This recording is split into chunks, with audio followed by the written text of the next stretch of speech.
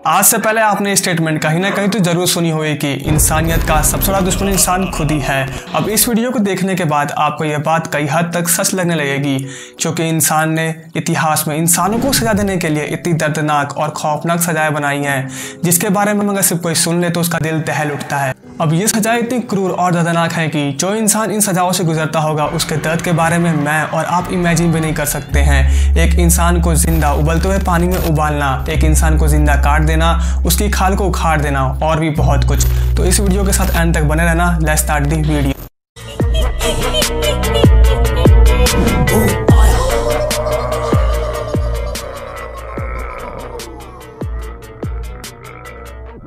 Death by sawing। इस सजा की शुरुआत तो एशियंट ईरान से हुई थी, पर 15वीं सेंचुरी आते आते ये सजा इतनी ज़्यादा फेमस हो गई कि ये पूरे मिडाइवल यूरोप में फैल गई।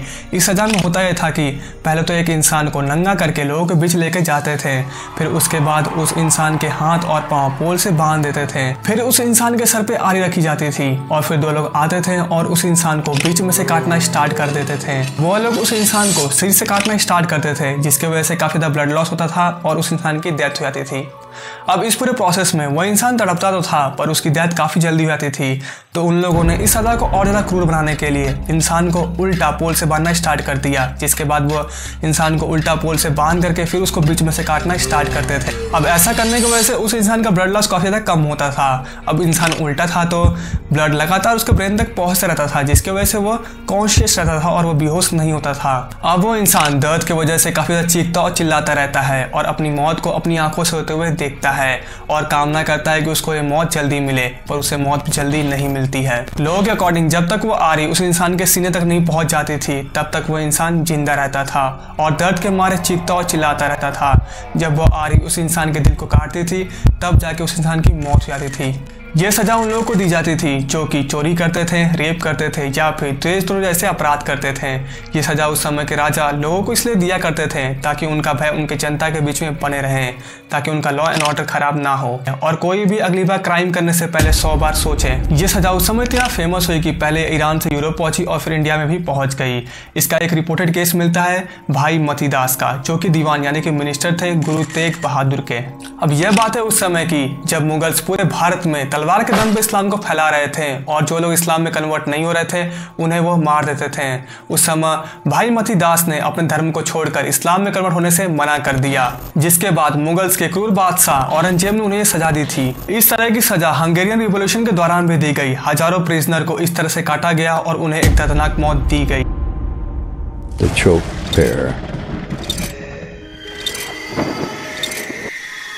1626 फ्रांस में एक चोर एक कपल के घर में जाता है और वहां पर काफ़ी देर तक छानबीन करने के बाद भी उसके हाथ कुछ नहीं लगता है, जिसके बाद वह काफ़ी ज़्यादा गुस्सा होकर उस कपल के पास जाता है और उनसे पूछता है कि तुम साफ साफ ये बता दो कि तुमने अपनी वैल्यूएबल चीज़ें कहाँ छुपा के रखी हैं, वरना तुम्हारे लिए अच्छा नहीं होगा।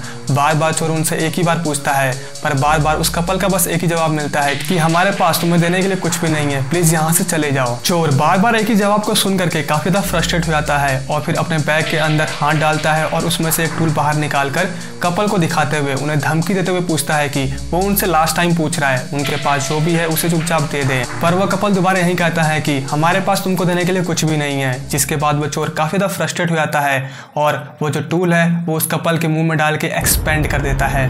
यह टूल एक पियर के शेप का होता है, जिसमें बहुत सारे पेटल्स लगे होते हैं। जब पेटल्स काफ़ी ज़्यादा शार्प होते हैं और उनके बीच में एक स्क्रू लगा होता है, जब उस स्क्रू को खोला जाता है तो ये पेटल एक्सपेंड हो जाते हैं। जैसे ये टूल किसी के मुंह के अंदर डालकर एक्सपेंड किया जाता है तो उसका पूरा मुंह फट जाता है। फिर वो इंसान ना ही चीख पाता है ना ही चिल्ला पाता है, बस वो दर्द के मारे तड़पते रहता है, जिसके बाद काफ़ी ज़्यादा ब्लड लॉस की वजह से उस इंसान की मौत हो जाती है। अब ये सज़ा फ्रांस में काफ़ी ज़्यादा फेमस हो गई थी, जिसके बाद ये यूरोप में भी पहुँच गई।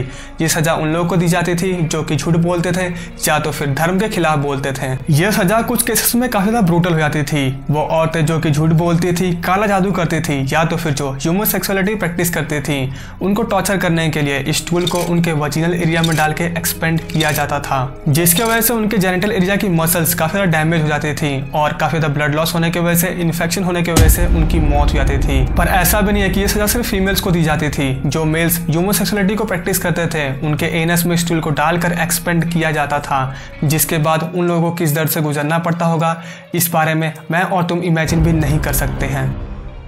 May I? Sure. This particular pair of anguish is to be inserted in either the vagina or the anus. There are larger ones for the mouth. As it is opened, it expands the hard palate and mandible in equal proportions, which would give exactly these injuries. Crushing the maxilla and zygomatic, thrusting the bones into the brain, killing the victim. That is one horrible way to die. I wish the depravity and cruelty of human behavior surprised me. Flaying. Flaying या तो फिर कहें skinned alive, जो one of the most brutal punishment में से एक है। इसके नाम से तुम्हें पता लग गया होगा कि इस पनिशमेंट में क्या होता है। इस पनिशमेंट में एक इंसान की खाल जिंदा निकाल देते हैं। इस तरह की पनिशमेंट की शुरुआत एशियंट आइजेरियन एम्पायर ने की थी, जो कि अपने प्रिजनर को इस तरह की सजा देते थे। इसमें सबसे पहले तो विक्टिम के हाथ और पांव को बांधा जाता है, जिसके बाद एक बहुत ही शार्प चाकू लेकर उस विक्टिम के खाल को काटना स्टार्ट किया जाता है। But in real human skin is not easy to cut, क्योंकि ह्यूमन स्किन असल में काफी ज्यादा हार्ड होती है। ह्यूमन स्किन को सॉफ्ट करने के लिए उन लोग 2 मेथड का यूज करते थे। पहले मेथड में विक्टिम को धूप में बहुत देर तक खड़ा करके रखा जाता था जब तक उसकी स्किन सॉफ्ट न हो जाए। और सेकंड मेथड तो काफी दर्दनाक है, क्योंकि इसमें एक जिंदा इंसान को खौलते हुए पानी में उबाला जाता है, जिसके वजह से उस इंसान की स्किन काफी ज्यादा सॉफ्ट हो जाती है। इसके बाद उसके स्किन को काटना स्टार्ट करते थे। सबसे पहले स्किन को काटना थाइस और बट से स्टार्ट करते थे, क्योंकि यह पूरे बॉडी में एक ऐसे एरिया है जहां से एक बार में ही काफी ज्यादा स्किन एक साथ ही काटी जा सकती थी। कई केसेस में अगर विक्टिम ने काफी बड़ा क्राइम किया हो तो फिर उसकी खाल निकालना उसके फेस से स्टार्ट करते थे, और ये काफी ज्यादा ब्रूटल और दर्दनाक होता था। ऐसा इसलिए क्योंकि फेस के पास की स्किन काफी ज्यादा सेंसिटिव होती है और अपने फेस में सबसे ज्यादा पेन रिसेप्टर होते हैं, जिसके वजह से उस इंसान को काफी ज्यादा पेन फील होता था। इस पूरे मेथड में वो इंसान चीखता और चिल्लाता रहता है, पर उसे मौत नहीं मिलती है, क्योंकि इस मेथड का इन्वेंशन इसलिए किया गया था ताकि इंसान को सिर्फ टॉर्चर किया जा सके, उसे मौत नहीं मिले और वो दर्द के मारे बस चीखता रहे।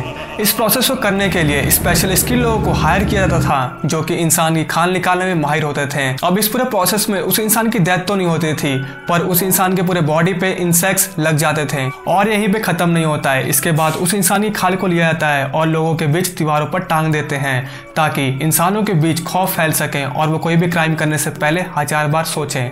और ऐसा भी नहीं है कि इस मेथड का यूज सिर्फ इंसानों को टॉर्चर करने के लिए किया जाता था, बल्कि कुछ रिचुअल्स में भी इस मेथड का यूज करते हैं। 1936 में चाइना में करीब 5000 वुमेन को भी इसी टॉर्चर के मेथड से गुजरना पड़ा, सिर्फ एक रिचुअल की वजह से। यही नहीं, इवन सिविल वॉर में भी काफी सारे कंट्रीज ने अपने प्रिजनर को टॉर्चर करने के लिए इस मेथड का यूज किया था। तो फिर इस वीडियो को यहीं पे एंड करते हैं। I hope you liked it, और तुम्हें पता है कि क्या करना है, लाइक करना है, शेयर करना है, सब्सक्राइब करना है, और मैं तुमसे मिलता हूँ नेक्स्ट वीडियो में।